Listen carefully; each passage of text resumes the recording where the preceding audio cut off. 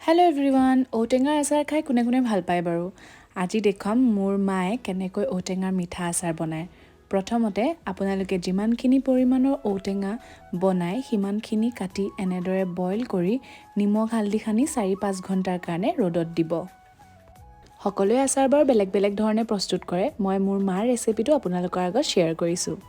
1.5 KG ঔটেঙাৰ আচাৰৰ কাৰণে মছলাৰ কাৰণে মায়ে লৈছে ধনিয়া 3 চামুচ, জিৰা 2 চামুচ, মিঠি গুটি 1.5 চামুচ, চফ 2 চামুচ, শুকান জলকীয়া 4টা, ক'লা জিৰা 1 চামুচ।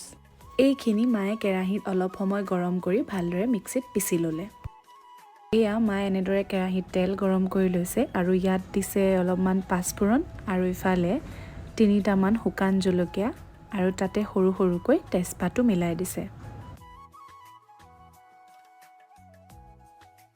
তাৰ পাছত মায়ে ৰ'দত শুকুৱাই লোৱা ঔটেঙাখিনি তেলত দি এনেদৰে অলপ সময় লৰাই দিছে।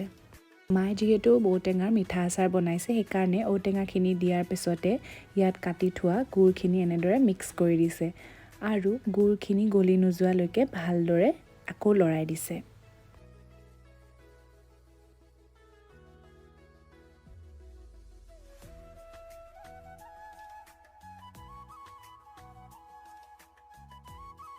চাওকচোন এতিয়া কিমান ধুনীয়া কালাৰ এটা আহিছে আৰু খাবলৈও যে বিৰাটেই টেষ্টি হৈছে। আপোনালোকেও এনেকৈ বনাই চাওক আৰু বটলত ভৰাই মাজে মাজে ৰ'দত দি বহুত দিনলৈ ইয়াত জুতি লৈ থাকক।